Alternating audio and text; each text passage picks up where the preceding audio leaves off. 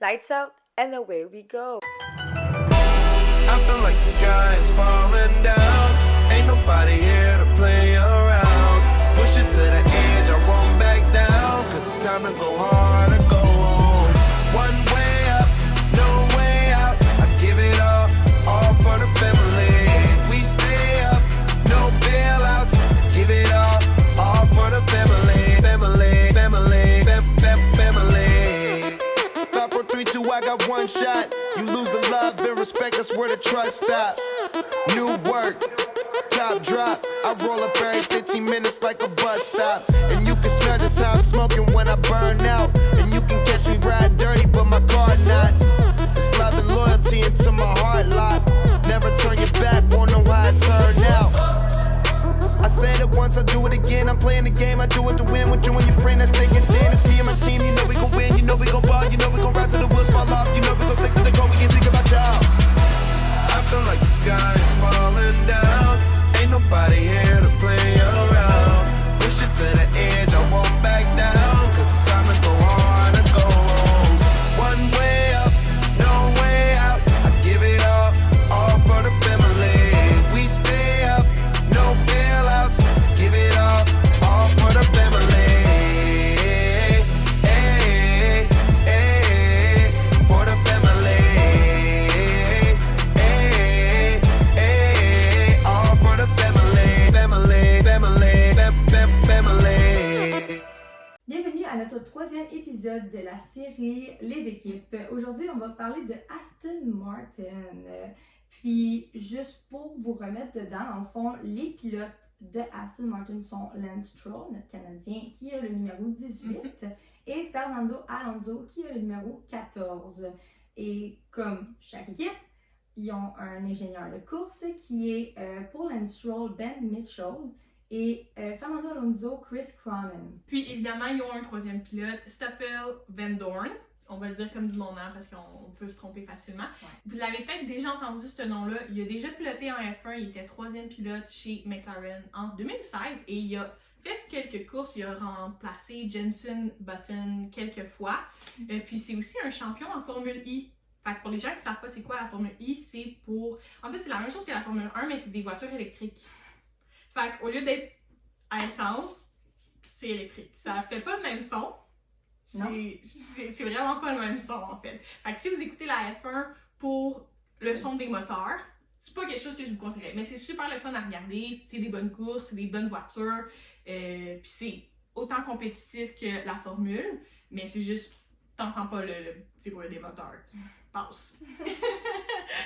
C'est ça pour qu'est-ce qui est du troisième pilote. Fait que c'est quand même... Important à savoir. Oui, c'est ça, c'est qu'il a déjà piloté en F1, il a des connaissances, il est vraiment... on n'entend pas beaucoup parler, mais il est très présent en Formule I, puis dans les courses adjacentes, là, il est vraiment quand même assez présent aussi. Là. Puis évidemment, ils ont un team principal, Mike Crack. Ouais. Exactement, puis eux, leur propriétaire, c'est intéressant aussi à savoir pour le propriétaire, Lawrence Stroll. Le papa Lance. Le papa Allen qui a racheté l'équipe. Oui, mais c'est ça, c'est Lawrence était très présent en Formule 1 aussi auparavant. Il a sponsorisé Williams, il a fait aussi Racing Point. Il a vraiment fait ça parce que certaines personnes associent beaucoup Lance avec Lawrence puisqu'il pilote évidemment pour son père. Puis elle a mentionné Racing Point, c'est l'ancien nom de Aston Martin. Dans le fond. Ils ont fait un rebranding. On va en parler tantôt dans leur histoire. Mais ouais, dans le fond, eux, ils ont une base d'exploitation à Silverstone en Angleterre. Donc, où que le British Grand Prix. Dans la même ville, c'est quand même assez c'est pratique, disons-le comme ça, là, tu sais, s'il arrive de quoi, mais ouais. Aston Martin ont une pole position. Ils n'ont pas une grosse histoire, là, comme on va en parler plus tard, mais une pole position en comme, quoi? Depuis 2018. Ouais. C'est comme 7 ans. Ouais, ça va peut-être changer cette année, là. Évidemment, la saison 2023, elle n'est pas finie et la voiture est performante, mais leur statistique est quand même petite comparée aux autres équipes qu'on a déjà faites parce que, comme elle a dit, ils viennent de revenir, c'est tout nouveau pour eux. T'sais, leur nombre de points, 132 avant 2023. Ouais. Il y a la COVID. On va donner une année gratuite. Il y avait la COVID. On va donner une année. c'est le nombre de podiums aussi avant 2023, c'était 7. 7 podiums en 103 Grands Prix avant 2023. Fait que, tu sais, ils n'ont pas beaucoup de Grands Prix quand tu y penses. Non, mais c'est ça, il faut se le dire aussi, là, pas beaucoup de Grands Prix, t'as pas beaucoup de possibilités. Non. T'sais. La première année de la COVID, ça a raccourci de moitié les courses. L'autre année, pas de courses du tout pratiquement. T'sais, à un moment donné, c'est pas facile non plus de pouvoir faire ça et tout. Puis cette année, il y a des courses qui ont été annulées, il y a des courses qui s'enlèvent du calendrier. Ouais. Fait qu'il y a ça aussi, il faut qu'on rentre en compte les dernières années qui sont arrivées. Là. Mhm. Puis les premières années que tu rentres en Formule 1, oui, Racing Point existait, mais quand ils ont rebranding, c'est des années d'adaptation. On l'a vu avec plusieurs équipes qui ont vécu la même chose qu'eux. C'est des années d'adaptation, tu reprends ton monde, faut que tout le monde travaille en équipe, puis c'est vraiment la Formule 1, c'est un travail d'équipe. Si tu travailles pas bien en équipe, ça fonctionne pas. Tout le monde dépend de tout le monde. Ouais. Fait que c'est sûr que ça aussi, ça vient jouer. Fait que les premières années, c'est tout le temps un petit peu une reconstruction de la compagnie, une reconstruction d'équipe. Fait que d'ici quelques années, d'après moi, leur statistique va vraiment jumper assez vite. On leur souhaite en tout cas. On leur souhaite, ouais. Puis, comme on a mentionné, leur arrivée dans la F1 en 2018. Comme chaque équipe, ils ont un chef technique qui est Dan Follows. Ouais, fait que c'est lui qui aide l'équipe, là, dans le fond, c'est vraiment... il a un rôle clé dans l'équipe, lui aussi. Tout le monde a un rôle clé, je pense, en Formule 1, là, on peut le voir, là, que ce soit le team principal, il va travailler en action avec le chef d'équipe. Fait que, ouais. Leur châssis, qui est leur voiture actuelle, faut pas oublier, c'est le AMR 23, donc Aston Martin, on s'entend, Oui. pour 2023. Puis, leur unité de puissance, eux, c'est Mercedes. Ouais. C'est quand même... C'est ça, c'est avec Aston Martin, on pense à la voiture Aston Martin, mais c'est une compagnie. C'est pas motorisé. exactement, fait que c'est quand même assez intéressant à voir. Moi, je trouve ça toujours drôle de voir quelle équipe est avec qui aux unités de puissance, parce que tu vois les résultats. Oui, c'est ça, tu sais, t'as Mercedes, puis t'es comme Aston Martin, mais t'as le même unité de puissance, mais tu sais, la voiture ne performe pas pareil que Mercedes. Exactement, c'est là que tu vois que le design change tout complètement. Mais c'est ça qui s'était passé avec Red Bull puis Alpine, justement, l'histoire que leur motorisé ne fonctionne juste pas avec le design, puis là, ça crée justement une petite guerrière entre les équipes, parce que pourquoi ton unité de puissance ne donne pas les mêmes résultats que toi? Fait que tu vois à quel point le design d'une voiture est la chose la plus importante. Tu regardes, mettons, c'est une petite parenthèse, tu regardes Max, tu sais, avec Sergio, juste, genre, Checo puis Max, il est tout le temps là, puis t'as Checo qui est tout le temps, genre, mettons, là ou là. Mais tu sais, ils ont le même char, là. Ils ont le même char, voiture, la même unité de puissance. Fait que c'est de voir à quel point tout en fait, tu as trois choses, selon moi, qui créent la voiture, qui créent tes performances. Ton pilote, évidemment, ton unité de puissance et ton design de voiture.